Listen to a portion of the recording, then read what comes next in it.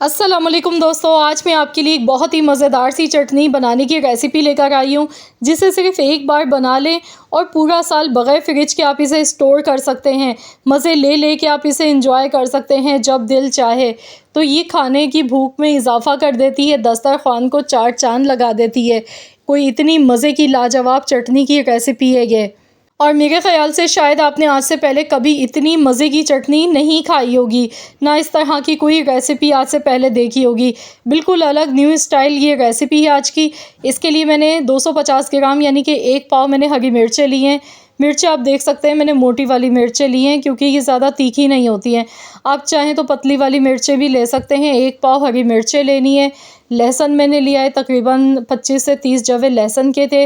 1 inch के बराबर अदरक का मैंने टुकड़ा लिया।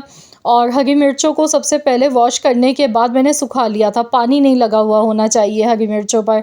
साथ में मैंने कुकिंग ऑयल यहाँ पर डाला है 2 टेबल स्पून, ज़ीरा डाला है इसमें 1 टेबल स्पून, 1 टेबल स्पून सौंफ इसमें डाल देंगे। साथ में कुटा हुआ धनिया है, मोटा दरदरा सा कुटा हुआ धनिया है मेरे पास। आप चाहें तो साबुत धनिया भी ले सकते हैं। 2 टीस्पून भर के साबुत धनिया डाल दिया और हाफ़ टी स्पून काली मिर्च इसमें डाल देंगे। इससे बहुत ही बेहतरीन सा फ्लेवर आ जाएगा।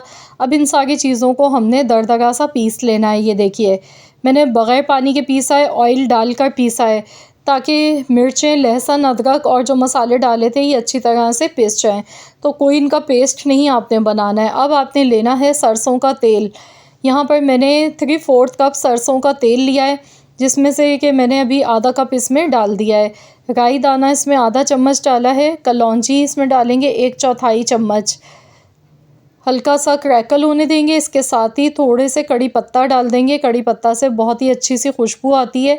अगर आपके पास नहीं है कड़ी पत्ता तो फिर आप स्किप भी कर सकते हैं।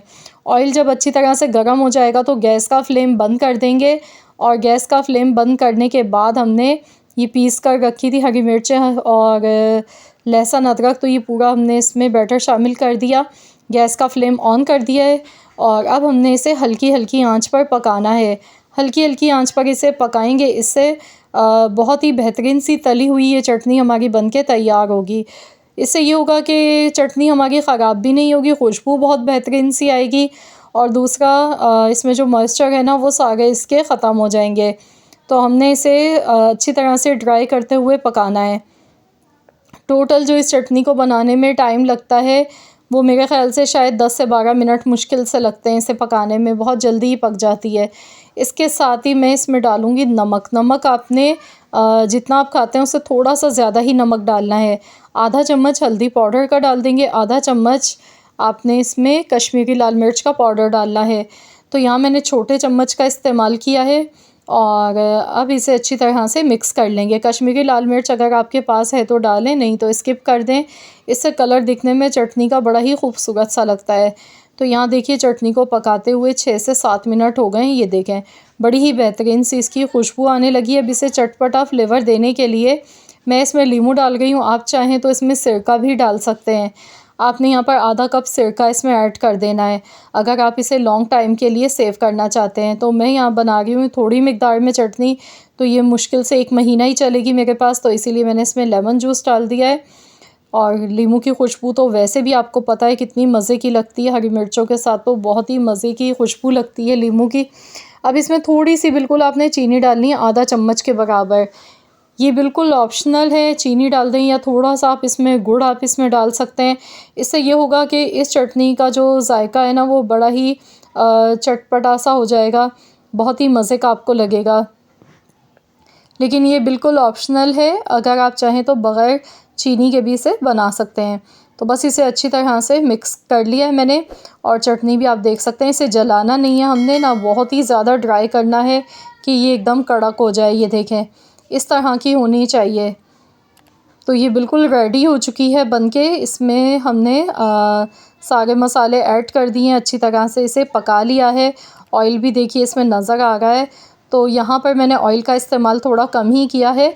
अगर आप इसे बग़ैर फ्रिज के रखेंगे, स्टोर करना चाहते हैं, तो आपने इसमें मज़ीद और बाद में ऑयल थोड़ा सा गर्म करके ऊपर से सरसों का तेल डाल देना है कि चटनी हमारी डूब जानी चाहिए ऑयल के अंदर। फिर आप इसे 1 या 2 साल भी रख के खा सकते हैं, वो भी बग़ैर फ्रिज के। आपने कोई भी एयर टाइट कंटेनर जार लेना है, कांच की बॉटल ले लें, वो बहुत ही बेहतरीन है सेव करने के लिए। तो यहाँ पर आपने इस तरीके से इस चटनी को बनाना है, एंजॉय करना है। आप इससे अपना पूरा खाना भी खा सकते हैं, या फिर आप इसे दाल चावल के साथ सर्व करें, या घर में कोई सब्ज़ी बनी है, या कभी ऐसा होता है कि सालन बनाने का दिल नहीं चाह रहा है, तो बस आप ये चटनी निकालें और एंजॉय करें। अपना पूरा खाना मज़े ले के खाएं, नाश्ते में खाएं, पराठों के साथ। बहुत ही मज़े की ये लगती है। तो आई होप कि आप सबको मेरी आज की ये रेसिपी पसंद आई होगी। रेसिपी अच्छी लगी है तो प्लीज़ वीडियो को लाइक कर दीजिएगा और शेयर भी कर दीजिएगा अपने दोस्तों के साथ, फैमिली मेम्बर्स के साथ। चैनल पर नए हैं तो सब्सक्राइब कर लें। मिलते हैं इंशाअल्लाह ताला एक और नई रेसिपी के साथ। तो जब तक के लिए अल्लाह हाफ़िज़।